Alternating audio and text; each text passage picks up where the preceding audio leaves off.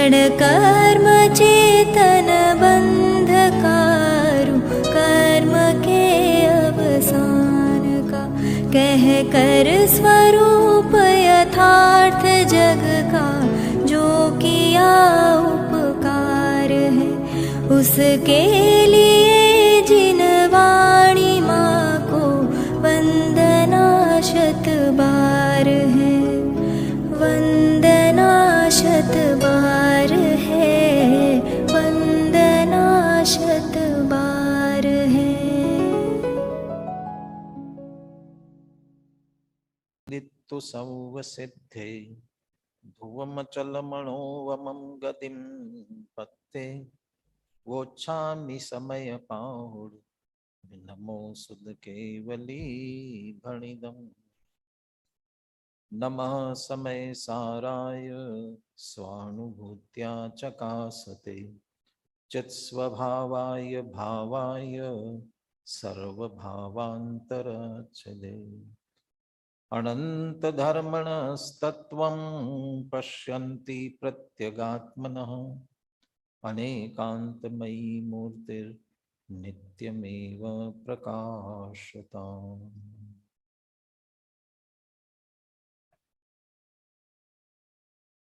आचार्य कुंद कुंद देव विरचित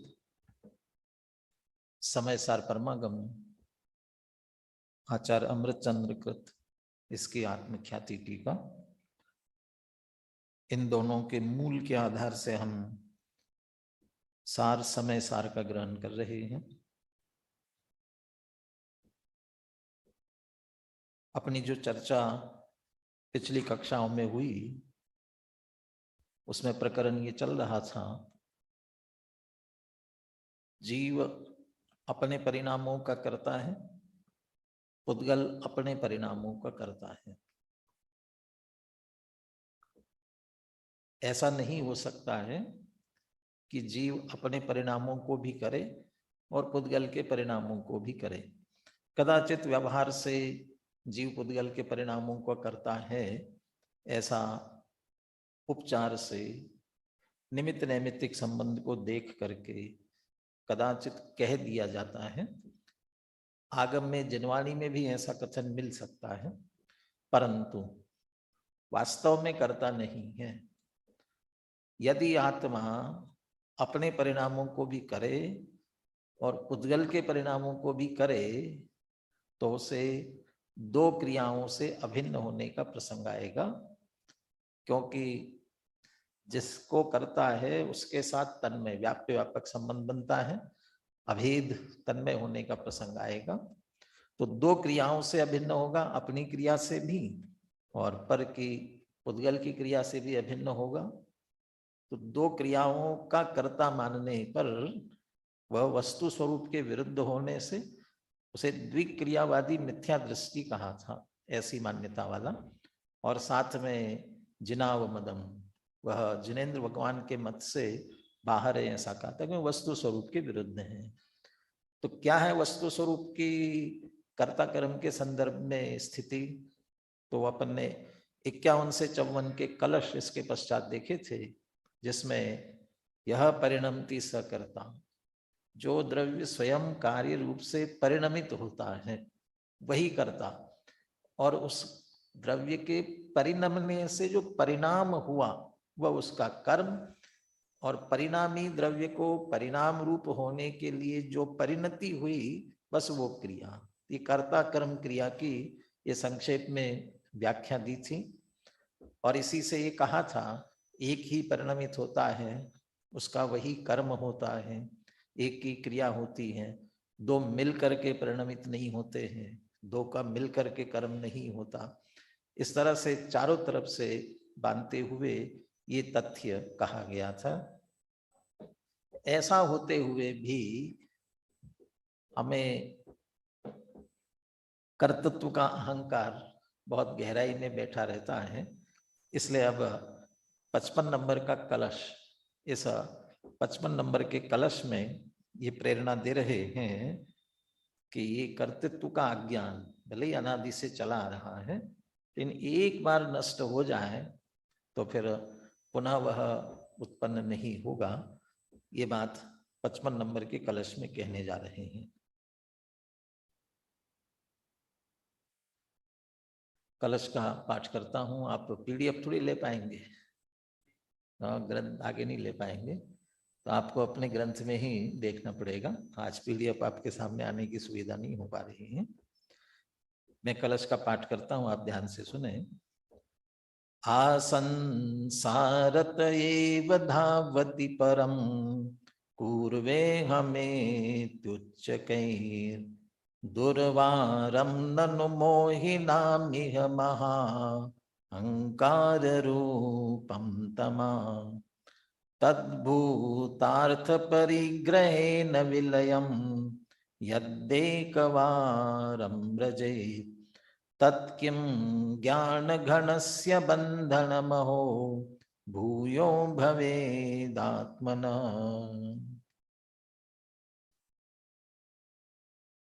वस्तु स्थिति इतनी स्पष्ट होने के बाद भी इस जीव को मैं करता हूं, मैं करने वाला हूं, ऐसा जो अहंकार, अहंकार कह रहे से ये कब से चला आ रहा है। कहते आ संसारत एव धावती, आ संसार, जब से संसार है। कब से संसार है? अब यहाँ लौकिक में तो संसार कहते हैं कि दुनिया जब से चली आ रही है उसे संसार कहते हैं, और एक प्रत्येक जीव का अपना अपना संसार भी है। मैं कब से संसार में हूं। और जैन दर्शन के अनुसार सदैव मुक्त ऐसा तो कोई है नहीं, हमेशा से भगवान हो ऐसा तो कोई है नहीं।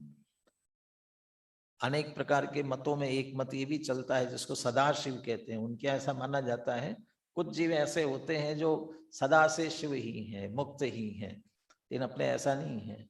जो भी मुक्त हुए संसार पूर्वक हुए हैं, पहले संसारी थे, अभी हम संसार में हैं। पूजन की पंक्तियों में चर्चा आती ना, भूतकाल प्रभु आपका वह मेरा वर्तमान, वर्तमान जो आपका वह भविष्य मम जान। माने वो भी भूतकाल में हमारे जैसे ही थे। माने प्रत्येक जीव का संसार, और कब से है? जीव अनादि है और अनादि काल से संसार में है। इसलिए जब से संसार है माने जब से जीव है तो अनादि काल से, इसका मतलब अनादि से। आ संसारत माने अनादि से ही ले करके धावति परम पूर्वे हम इति उच्चकै, उच्चकै माने उग्रता से क्या दौड़ता है सबके परिणाम में? मैं करता हूं, मैंने किया। ये हमेशा हमारे अंदर भी देखे, छोटा सा कोई काम करते ही हमारे अंदर मैंने ये करके दिखाया, तो मैं करता हूं।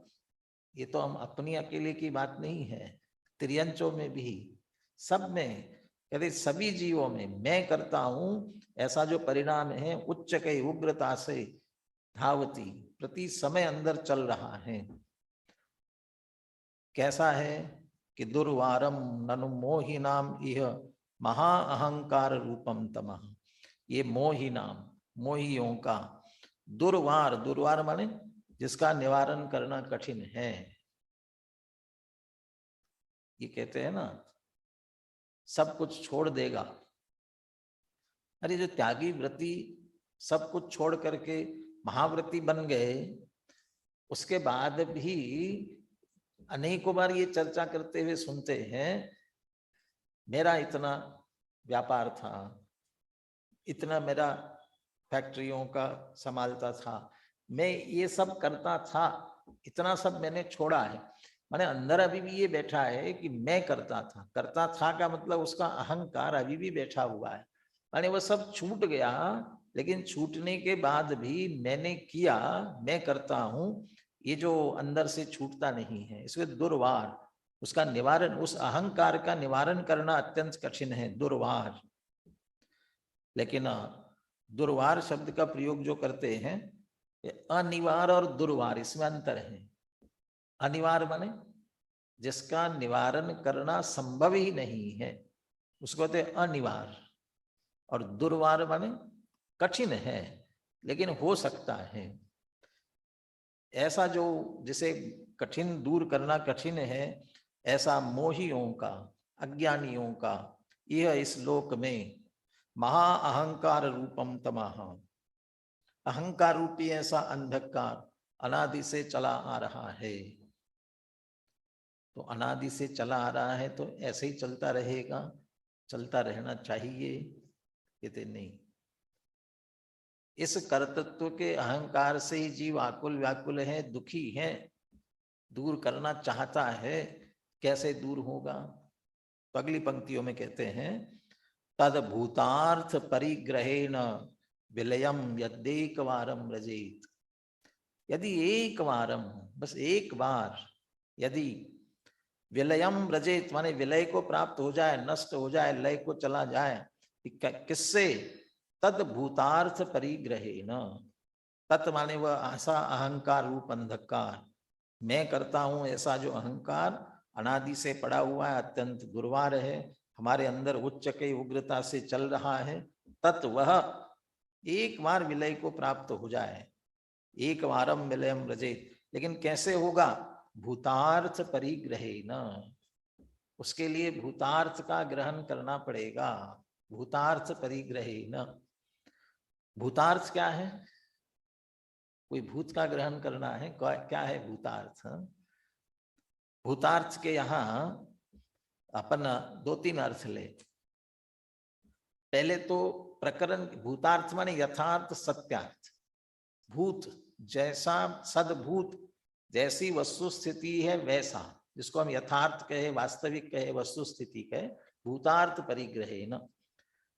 अभी तो हमारे अंदर ये अहंकार चल रहा है कि मैं करता हूं, सब दुनिया के कार्य मैं करता हूं, मैंने किया, मैं करता हूं, मैं करूंगा।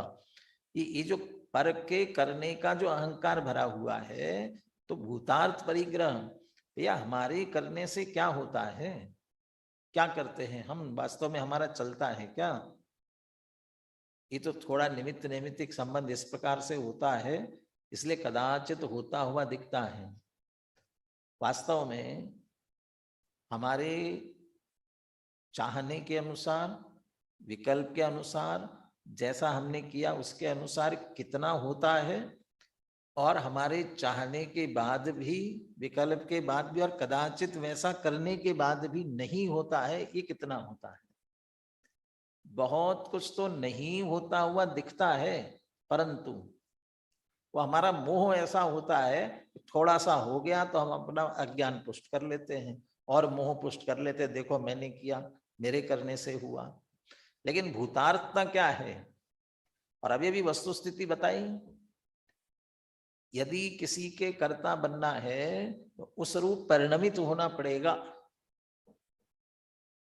यदि आज तक जितने कार्यों को मैंने किया ये कह रहा हूं, यदि सचमुच में उनका करता हूं तो उस रूप हो गया होता, नहीं हुआ, इसका मतलब मैं उनका करता नहीं हूं। सीधा है, भूतार्थ ये है, यथार्थ ये है, सत्यार्थ ये है, एक द्रव्य दूसरे द्रव्य का करता नहीं है। न भूतकाल में किया है, न वर्तमान में कर रहा है, न भविष्य में कभी कर सकेगा, क्योंकि एक द्रव्य दूसरे द्रव्य रूप हो ही नहीं सकता है। तो ये भूतार्थ, इस वस्तु स्थिति को ग्रहण करे, समझे, भूतार्थ परिग्रह न, इसको यदि हमने अच्छी तरह समझ लिया, रामायण चित्त में बात बैठ गई, तो फिर मैं करता हूं ये अहंकार निश्चित रूप से जाएगा। दूसरा, भूतार्थ सत्यार्थ, शुद्ध नय का विषय भूत शुद्ध आत्मा, वो भूतार्थ है, वह वास्तव में यथार्थ है, उसे यहां भूतार्थ कहना चाहते हैं। तो परम शुद्ध निश्चय ने के विषयभूत शुद्धात्मा का जिसने आश्रय लिया, उसके तो सारे मोह का नाश होने वाला है। पर के प्रति एकत्व बुद्धि, ममत्व बुद्धि, कर्तृत्व बुद्धि, भोक्तृत्व बुद्धि सब जाने वाली है। तो नयों की दृष्टि से परम शुद्ध निश्चय ने का, और वस्तु की दृष्टि से परम शुद्ध निश्चय ने के विषयभूत शुद्ध आत्मा का। तो तद भूतार्थ परिग्रहे न, परम शुद्ध निश्चय ने के विषयभूत शुद्धात्मा का आश्रय लेकर के, या देक मारम विलयम रजेत, यदि ये मोह, ये अज्ञान, विपरीतता भले ही अनादि से चली आ रही है, एक बार यदि नाश को प्राप्त हो जाए, और होती है, भले ही दुर्वार हो, कठिन हो, कैसे जाना? भूतकाल में अनेक जीवों ने अपनी आत्मा का आश्रय लेकर के इसका नाश किया है ना, वर्तमान में कर रहे हैं, भविष्य में अनेक करेंगे। तो ये इस प्रक्रिया से ख्याल में आ रहा है कि आत्मा के ग्रहण करने पर ही अज्ञान जा सकता है।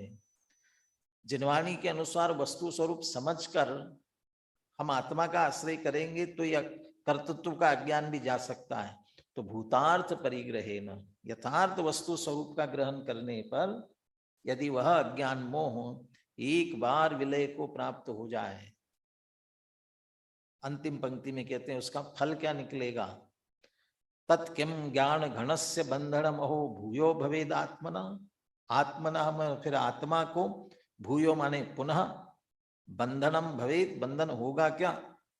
तत्किम ज्ञान घनस्य, ज्ञान के घन पिंड ऐसे इस आत्मा को फिर बंधन होगा। क्योंकि प्रारंभ से बात करते आ रहे हैं, ये अज्ञान के कारण से बंधन हो रहा है। ये अज्ञान चला गया, विपरीतता चली गई, तो विपरीतता चली गई तो फिर इस आत्मा को बंधन कैसे होगा? क्या इस आत्मा को फिर बंधन होगा? कहले फिर बिल्कुल बंधन नहीं होगा। तो बंधन नहीं होगा तो क्या होगा? कि निश्चित रूप से मुक्त होगा। बस एक बार ग्रहण करने की आवश्यकता है। हाँ, एक बार।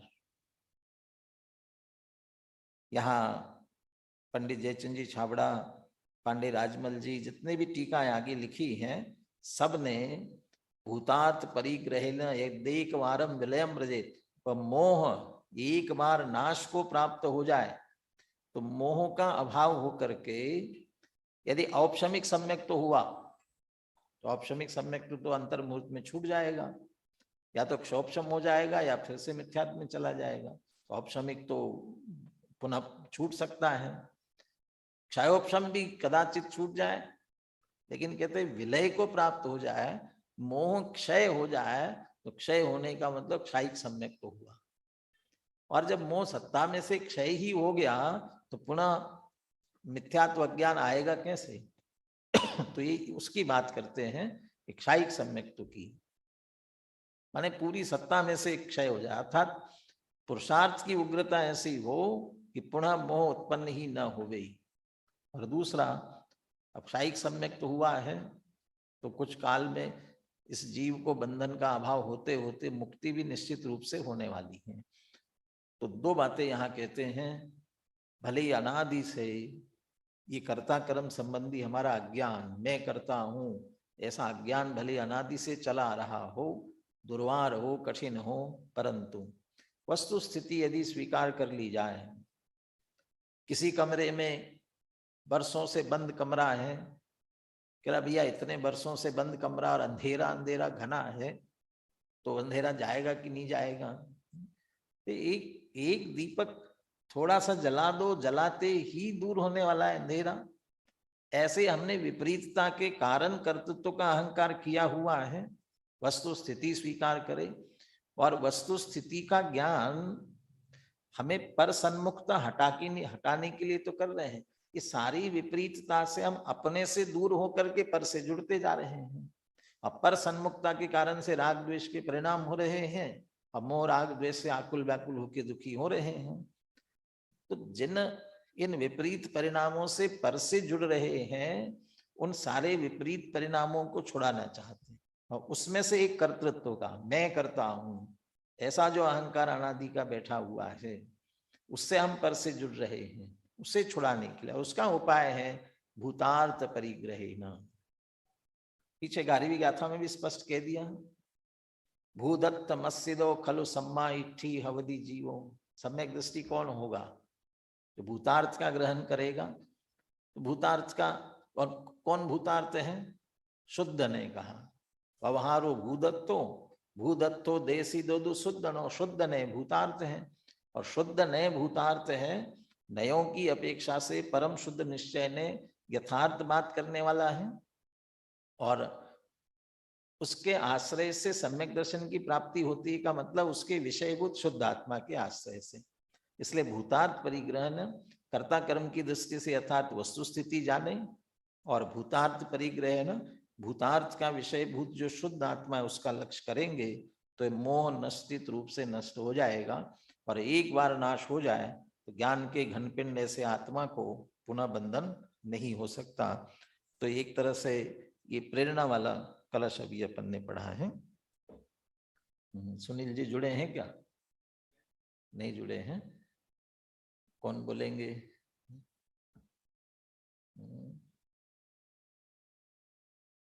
हाँ जी, दीपाली जी, दीपाली जी को अनम्यूट कर लीजिए। कलश और पद्यानुवाद दोनों बोलिए। अभी आप अनम्यूट कर लेंगे राजन जी? हाँ, दीपाली गांधी है। हाँ, मेरे कंप्यूटर में फर्स्ट नंबर पे आ रहे हैं, ऊपर ही हैंड रेज किया हुआ है। हाँ जी,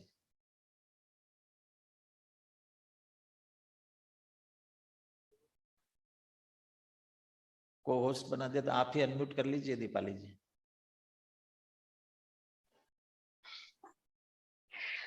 संसारत एव धावति परम कुर्वेऽहमित्युच्चकैर्दुर्वारं ननु मोहिनामिह महाहङ्काररूपं तम तद्भूतार्थपरिग्रहेण विलयं यदेकवारं व्रजेत् तत्किं ज्ञानघनस्य बन्धनमोहो भूयो भवेदात्मन।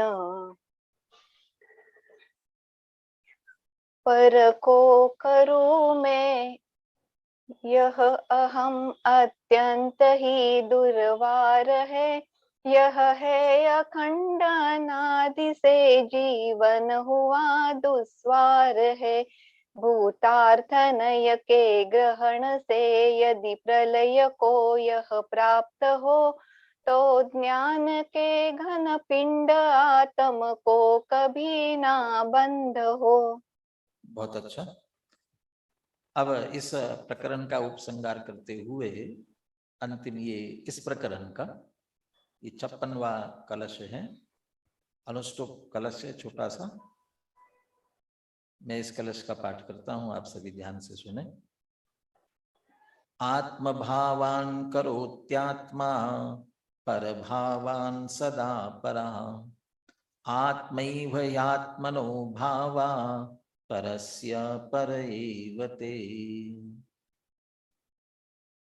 आत्मभावान करोति आत्मा, आत्मा आत्मा के भावों को करता है, अपने भावों को करता है। तो इसका नास्ति निषेध किसका करना चाहते हैं? आत्मा अपने भावों को करता है, पर के भावों को नहीं करता।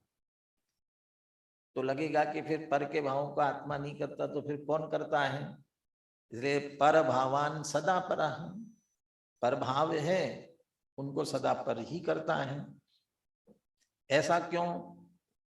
आत्मैव है आत्मनो भावा, क्यों? जो आत्मा के भाव है वे आत्मा के हैं, उन भावों रूप से आत्मा परिणमता है। यह परिणमति से करता, तो अपने भाव रूप से परिणमता है, इसलिए उनको आत्मा ही करता है। परस्य पर एवते, जो पर के हैं उस रूप पर परिणमता है, इसीलिए वे पर के भाव हैं। कि एक दूसरे रूप नहीं होते हैं, इसीलिए तो हम अपने ये कल्पना करें, अनादिकाल पहले कोई एक तीर्थंकर हुए और उनकी वाणी में, उनके समवसरण में ये बात हुई, इस विश्व में कितने द्रव्य हैं? तो जाति की अपेक्षा 6 द्रव्य और संख्या की अपेक्षा से अनंतानंत द्रव्य। अभी वर्तमान 24 के समझ लीजिए, हमारे भगवान महावीर स्वामी अंतिम शासन नायक, या वर्तमान में विदेह क्षेत्र में सिमंदर भगवान विराजमान है, उनकी वाणी में क्या बात आ रही होगी कि इस विश्व में कितने जाति के द्रव्य और संख्या की अपेक्षा कितने द्रव्य। तो अनादिकाल पहले और अभी एक एक परमाणु में भी अंतर पड़ा होगा क्या?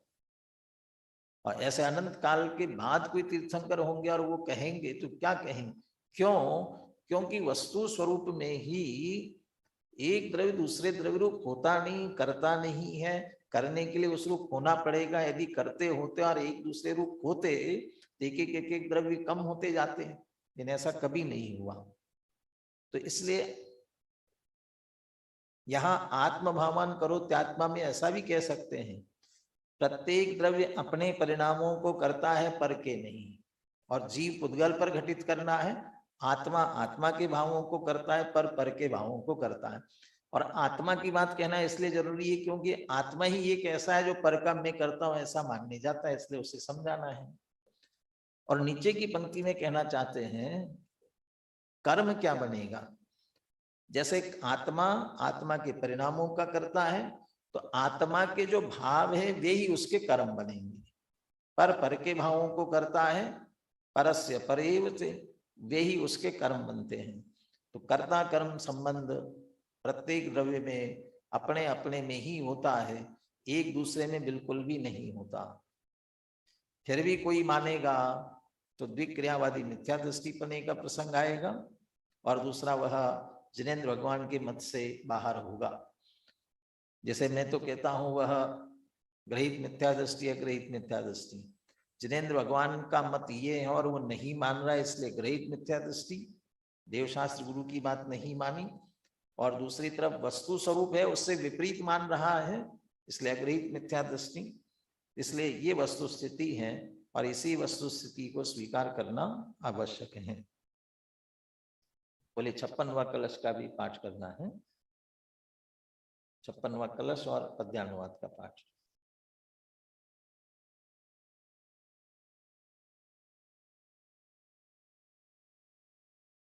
हाँ बोलिए।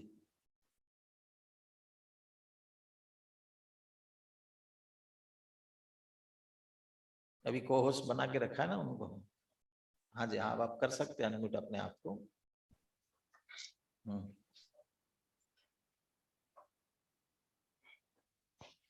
आत्म भावान करोत्यात्मा, पर भावान सदा पर। आत्मैव ह्यात्मनो भावा, परस्य पर एव ते। पर भावों को पर करे आत्म आत्म भाव। आप के भाव है, पर के है पर भाव। मूल कलश में एक सदा शब्द का प्रयोग किया, पर भावान सदा परा। तो सदा कह करके ये कहना चाहते हैं कि जो सिद्धांत होते हैं त्रिकालाबाधित होते हैं, यूनिवर्सल ट्रुथ कहलाता है ना, कि यूनिवर्सल ट्रुथ, सार्वभौमिक सत्य, सार्वकालिक सत्य। अपन 10 लक्षण महापर्व को महापर्व क्यों कहते हैं, इसके आदरणीय डॉक्टर साहब ने जो धर्म के 10 लक्षण किताब लिखी, उसके पहले निबंध में इस बात का खुलासा किया क्यों महापर्व है। क्योंकि ये सार्वजनिक, सार्वकालिक और सार्वभौमिक है। इसको ऐसा उदाहरण देते हैं जैसे कि 10 धर्म सुख कारक है, धर्म है जीव के लिए। तो ये धर्म है, धर्म वस्तु का स्वभाव, और वस्तु का स्वभाव कहीं नहीं बदलता, कभी नहीं बदलता, किसी के लिए नहीं बदलता।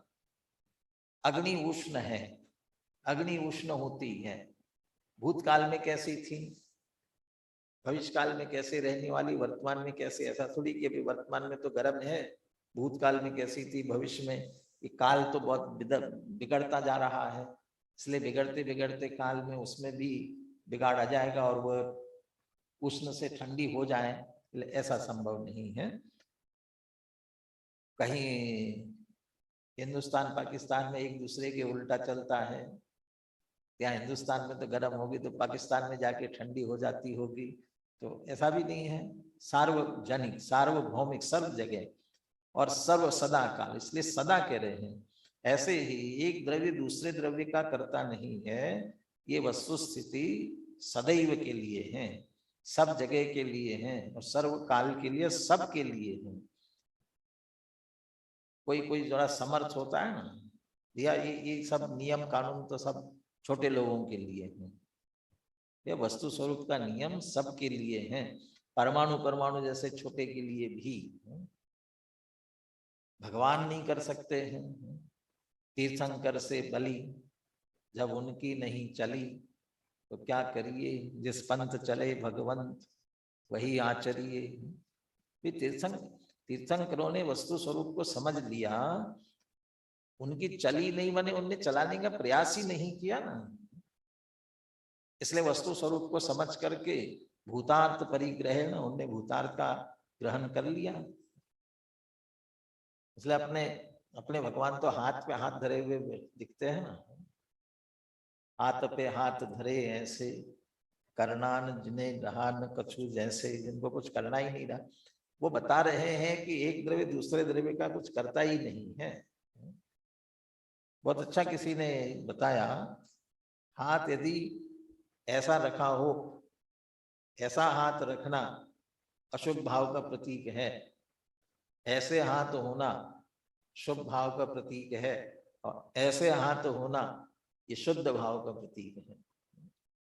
ऐसे हाथ होना माने पानी ग्रहण कहलाता है, परिणय विवाह, वो हाथ में हाथ देना, ये तो अशुभ है। और हम भगवान के सामने हाथ जोड़ते हैं, भगवान को नमस्कार करते हैं, ये शुभ भाव का प्रतीक है।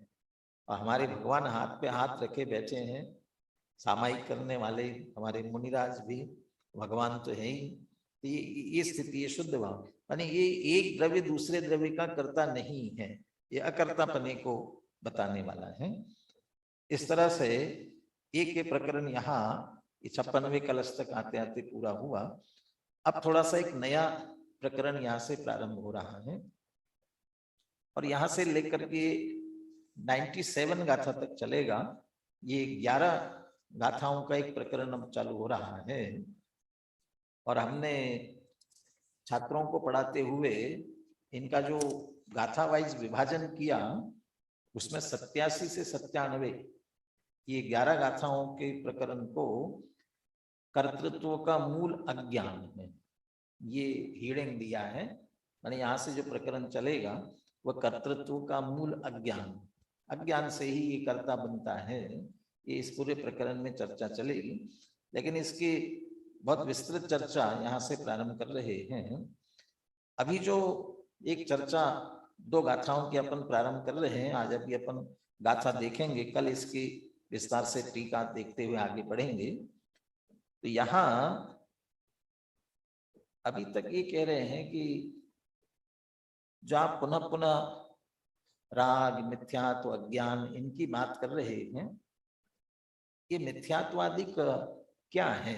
क्या है का मतलब जीव है कि अजीव है, क्या है ये समझ लीजिए। इसकी चर्चा यहाँ प्रश्न उठा करके करने जा रहे। क्यों प्रश्न उठा रहे हैं कि मिथ्यात्वादि यदि हम जीव कहते हैं, जीव के कहते हैं, तो पहले उन्हें वर्ण से लेकर गुणस्थान पर्यंत के भावों में उन सबको अजीव कह दिया है, अचेतन जड़ कह दिया था। और यदि उन्हें अचेतन जड़ अजीव कहते हो, तो जो अजीव है उनका फल जीव को क्यों भोगना पड़ता है? तो क्या है, क्या ये मिथ्यात्वादी परिणाम जीव है कि अजीव है क्या? अब ये इस बात की चर्चा करते हुए फिर उसमें से अज्ञानपना, कर्तृत्वपना कैसे निकलता है, इसकी चर्चा आगे क्रमशः करेंगे। तो अभी जो 87-88 ये 2 गाथाओं पर चर्चा करने जा रहे हैं, इनकी उत्थानिका। का विव जीवा जीवाविति चेत, का विव जीवा जीवो इति चेत का मतलब इह कौ जीवा जीवो इति, कौ इह जीवा जीवो, माने जीवा जीव क्या है? बल्कि जीव जीव क्या है का मतलब जीव जीव अधिकार नहीं है, कर्ता कर्म अधिकार है। और एक जीव जीव क्या है का मतलब ये मिथ्यात्वादी जो बात कहे गए हैं, वे जीव है कि अजीव है, ये बताइए। भाषा तो ये लिखी कि कवि हो जीवा जीवविति, कौन है जीव अजीव, कौन है जीव अजीव का मतलब ये मिथ्यात्वादी जीव है कि अजीव है, ये बताइए। ये प्रश्न किया गया है और उसका समाधान करते हैं गाथाओं में। 87-88 दोनों गाथाएं मैं पढ़ रहा हूं, आप सभी ध्यान से सुनेंगे। मिच्छत्तम पुनर्दुविहम जीवम अजीवम तहेव अन्नाणम अविरति जोगो मोहो दिया इमे भावा ओगलकम्मं मिच्छं जोगो अविरदियणाणमज्जीवम् उववोगो अन्नाणम् अविरधि मिच्छं च जीवोदु। अभी पूछा था ना कि ये जीव है कि अजीव है, बताइए। तो उत्तर देना प्रारंभ किया, निच्छत्तम पूर्ण दुविहम जीवम अजीवम। कहते मिथ्यात्व माने मोह, मोह को फिर से भी लिया आगे। मिथ्यात्व पूर्ण दुविहम, ये दो प्रकार का होता है। कैसे दो प्रकार? कि जीवम अजीवम, माने जीव भी है और अजीव भी है। तो पूछा था बताओ जीव है कि अजीव है? कहते जीव भी और अजीव भी है। ऐसा कैसे? वो अभी आगे अगली गाथा में बताएंगे। अभी तो कह रहे दोनों हैं, जीव भी है और अजीव भी है। कहते अकेले मिथ्यात्व की बात नहीं है। तहेव तथैव, उसी प्रकार, अन्नानम माने अज्ञान, अविरति माने अविरति, जोगो माने योग, मोहो माने मोह, कोहादिया इमे भावा, और क्रोधादि की ये जो सभी भाव है, क्रोध मान माया लोभ हास्य रति अरति, ये सब विस्तार में चले जाएं, ये सभी भाव, ये सभी दुविहम, दो प्रकार के हैं। जीवम अजीवम, जीव और अजीव, माने मिथ्यात्वादिक सबके दो दो भेद है। मिथ्यात्व दो प्रकार का, जीव मिथ्यात्व अजीव मिथ्यात्व। अज्ञान भी दो तरह का, जीव अज्ञान अजीव अज्ञान। अविरति दो तरह की, जीव अविरति अजीव अविरति। योग भी दोनों, जीव योग अजीव योग। मोह भी दो, जीव मोह अजीव मोह। क्रोधादिक भी, जीव क्रोधादि और अजीव क्रोधादि। तो ऐसा ऐसे कैसे हो सकते? मिथ्या तो जीव में तो होते हैं, कैसे ऐसे? पहले बता रहे हैं अजीव कौन से और जीव कौन से। कोगल कम्मम मिच्छम जोगो अविरधि अनाणम अजीवम उवोगो अन्नानम अविरधि मिच्छम च जीवोदु। इनमें से पोगल कम्मम, जो पुद्गल कर्म रूप है, ऐसे कौन? मिथ्यात्व, योग, अविरति, अज्ञान, ये कहते हैं सब अजीव हैं। कौन अजीव? मिथ्यात्व कि जो पुद्गल कर्म है। तो पुद्गल कर्म में भी मिथ्यात्व होता है क्या? तो वो भी संसार परिभ्रमण करता है क्या? कहते वो मिथ्यात्व भाव की बात नहीं कर रहे हैं, प्रकृति। ऐसे तो देखा जाए ये सब मुख्य रूप से तो कर्म की ही प्रकृतियां हैं, मिथ्यात्वादिक सभी, इसलिए पुद्गल कर्म। तो ये मिथ्यात्व रूप जो पुद्गल का कर्म है वह अजीव है, जड़ है। तो मिथ्यात्व पुद्गल कर्म कहाँ है? तो जो कर्म की जो मूल प्रकृति कहलाती है, 8 ज्ञानावरण, दर्शनावरण, वेदनी, मोहनी, आयु, नाम, गोत्र, अंतराय, इनमें से जो दर्शन मोहनीय है, उस दर्शन मोहनीय के भी पुनः 3 भेद होते हैं। दर्शन मोहनीय के 3 भेद होते हैं, मिथ्यात्व, सम्यक मिथ्यात्व और सम्यक प्रकृति। इनमें से जो मिथ्यात्व है वो मिथ्यात्व, और जब वो 3 भेद नहीं होते हैं ना, वो दर्शन मोहनी का एक मिथ्यात्व ही होता है मुख्य रूप से। दर्शन मोहनी एक मिथ्यात्व रूप, तो वो जो मिथ्यात्व मोहनी के, दर्शन मोहनी के भेद रूप जो पुद्गल कर्म है, वह जीव मिथ्यात्व कहलाएगा। ऐसे योग, अब योग नाम का सीधा कोई कर्म नहीं है, लेकिन मन वचन काय के निमित्त से परिस्पंदन, तो उसको योग कहते हैं। तो मन वचन काय की जो रचना हो रही है, ये अचेतन जड़, और इसको कारण बनने वाला जो नाम कर्म है, इतना ऐसा भेदों में जाकर के उसको पुद्गल कर्म कह सकते हैं। अविरति, अविरति मुख्य रूप से हो रही है अनंतानुबंधी के कारण से, अनंतानुबंधी चली गई तो अप्रत्याख्यानावरण के उदय से, उसके कारण से अविरति। जब तक वह रहेगी तब तक अविरति जाने वाली नहीं है, उसके कारण वाली जो है, तो उस कर्म को हम यहाँ पर अविरति कह सकते हैं, उसका कारण वाला। तो वह पुद्गल कर्म, वो जड़, वो अजीव अविरति है। अज्ञान, दर्शन मोहनी प्लस ज्ञानावरण, अकेला ज्ञानावरण का नहीं, अकेला, क्योंकि यहाँ विपरीत वाला ही लेना है, ज्ञान मिथ्या वाला ही लेना है।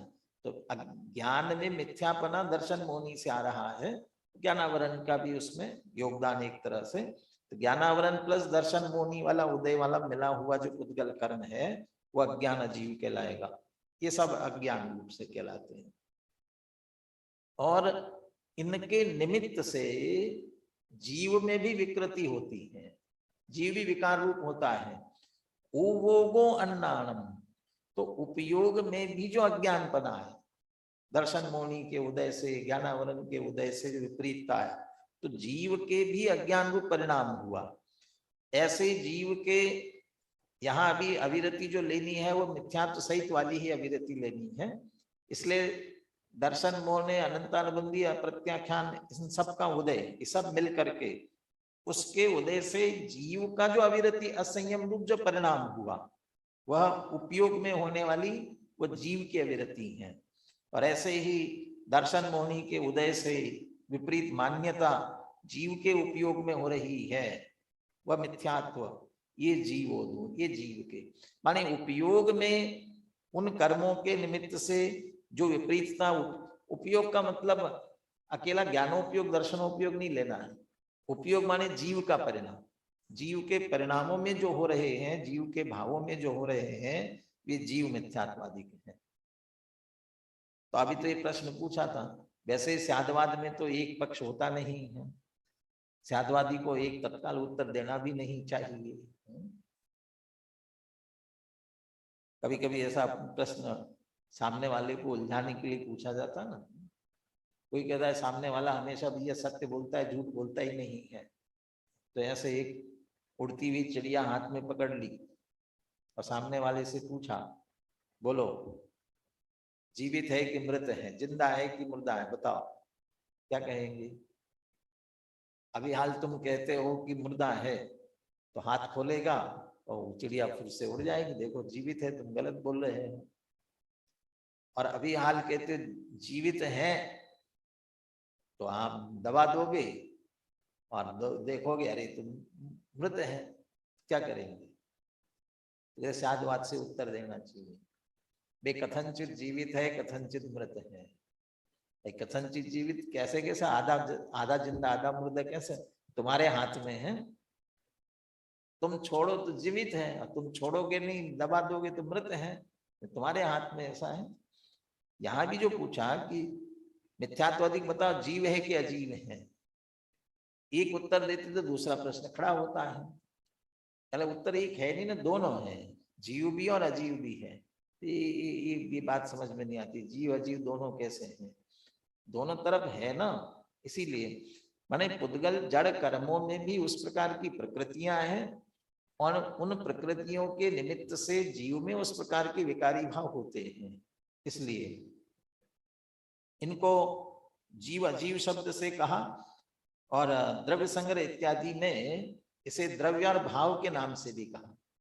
द्रव्य मिथ्यात्व और भाव मिथ्यात्व, जो पुद्गल कर्म में मिथ्यात्वादी की प्रकृतियां हैं उन्हें द्रव्य मिथ्यात्व कहते हैं, और जीव में उसके निमित्त से जो परिणाम होते हैं वो जीव भाव मिथ्यात्व कहलाता है।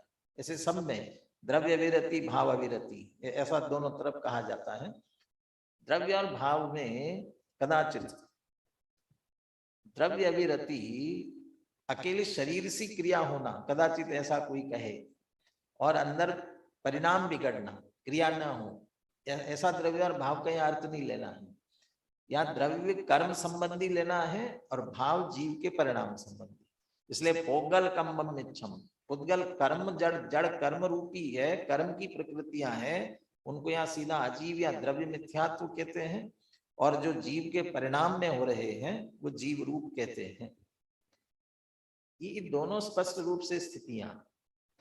अब इनमें से यदि पिछले प्रकरण से जोड़ते हुए हम देखें, हमने तो पढ़ लिया है जीव अपने परिणामों का करता है, पुद्गल के नहीं।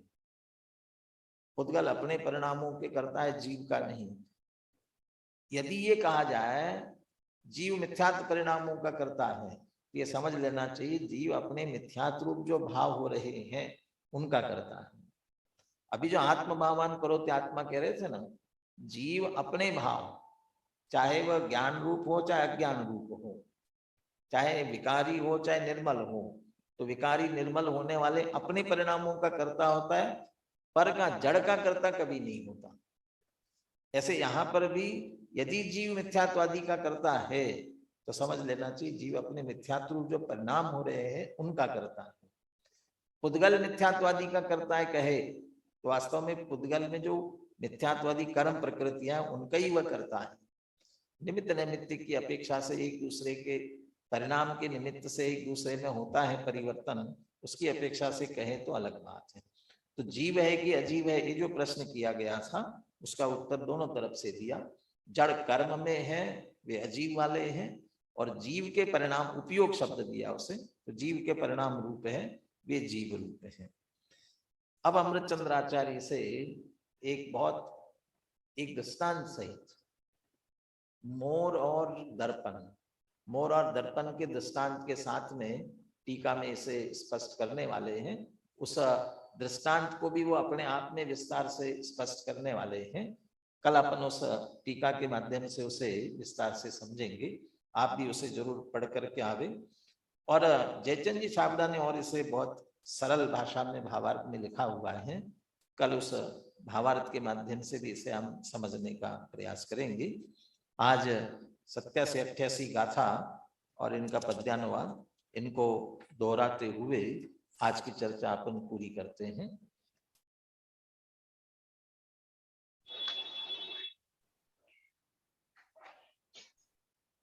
मिच्छत्तं पुनदुविहं जीवमजीवमतहेवाण्णाणम् अविरदिजोगो मोहो कोहादियायि मे भावा पोग्गलकम्ममिच्छं जोगो अविरदि अणाणमज्जीवम् उवोगो अण्णाणम् अविरदिमिच्छं च जीवोदु मिथ्यात्व अविरति जोग मोहाज्ञान और कषाय है, ये सभी जीवा जीव है, ये सभी द्विविध प्रकार है।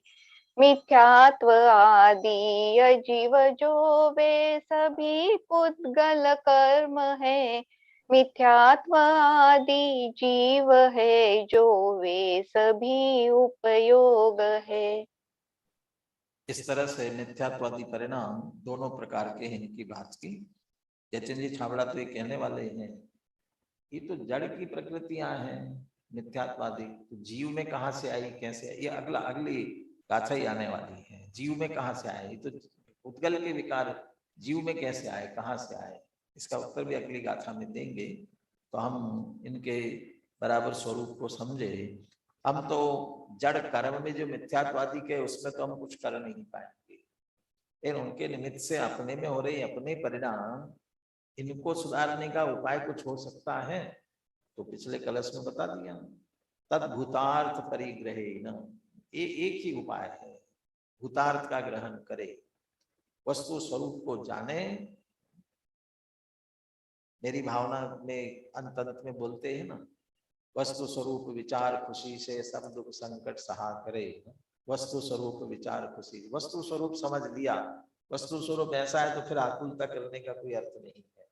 और भूतार्थ मैंने अपने आत्मा का आश्रय ले तो बाकी तो ये सब जो होने योग्य सब अपने आप सहज होता है। तो हम भी अपनी आत्मा के आश्रय से कर्ता कर्म के अहंकार को दूर करें, इसी मंगल भावना से अभी की चर्चा पूर्ण करते हैं।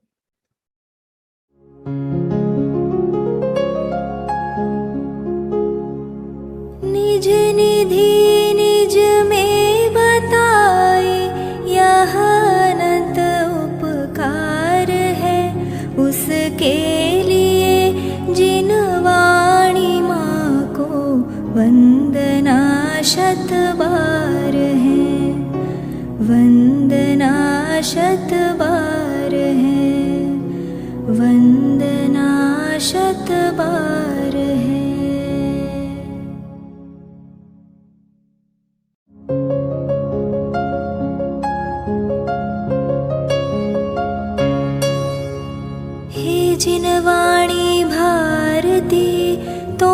जपो दिन रैन, जो तेरी शरणा गहे सो पावे सुख चैन। जावाणी के ज्ञान ते सूझे लोकालोक, सोवाणी मस्तक नवो सदा देत हो ढोक, सदा देत हो